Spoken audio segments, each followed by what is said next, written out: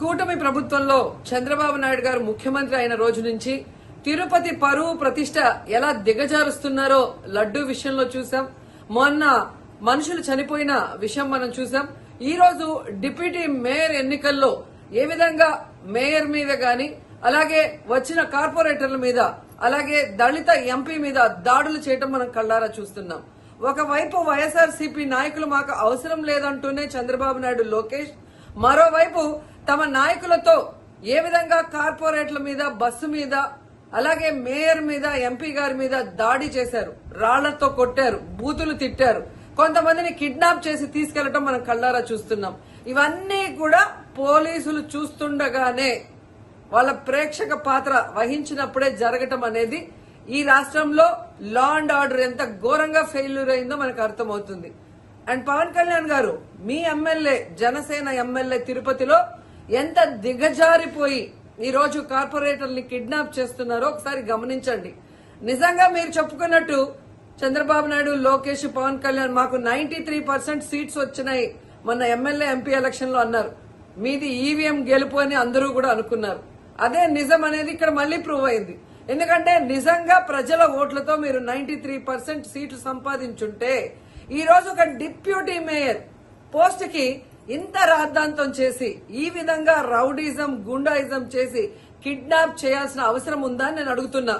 మీకు దమ్ము, ధైర్యం ఉంటే, ప్రజలు మీ పక్షాన ఉన్నారు, మీ ప్రభుత్వం సక్రమంగా పనిచేస్తుంది, ఇచ్చిన హామీలు నెరవేరుస్తుంది అని మీరు నమ్ముంటే ఈ కార్పొరేటర్లతో రాజీనామా చేయించి మీ గుర్తు మీద గెలిపించుకొని మీరు ఎన్నికలు జరిపించుంటే ప్రతి ఒక్కరు మిమ్మల్ని శభాషను ఉంటారు.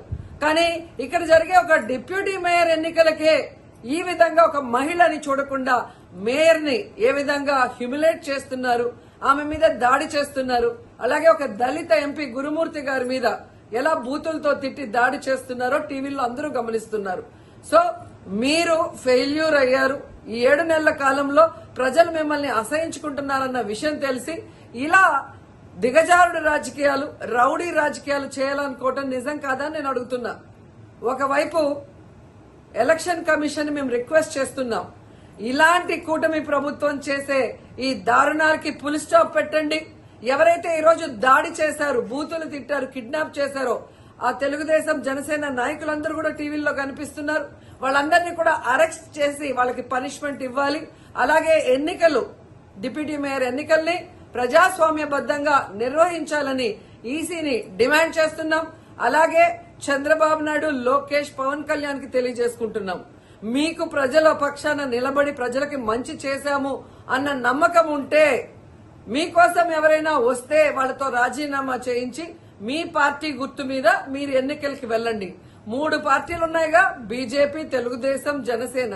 మరి మీకు ప్రజలు ఓట్లేస్తారన్న నమ్మకం లేదా?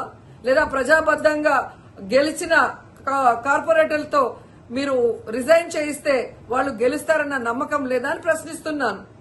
సో ఒకసారి తిరుపతికి అమిత్ షా వచ్చినప్పుడు ఎలా బ్లాక్ ఫ్లాగ్స్ ఊపటం, అలాగే రాళ్లు వేయటం అనేది మనం గమనించాం. వాళ్ళు మర్చిపోయి ఉండొచ్చేమో గాని ఈ రోజు రాష్ట్రం అంతా కూడా చంద్రబాబు నాయుడు తిరుపతికి ఎవరొచ్చినా, తిరుపతిలో ఏం జరిగినా, ఏ విధంగా దిగజారుడు రాజకీయాలు చేస్తూ తిరుపతి పరువు ప్రతిష్ట మరి దిగజారుస్తున్నారో అందరూ గమనించి వాళ్ళకి బుద్ధి చెప్పాలని కూడా ప్రజల్ని కోరుకుంటున్నాను.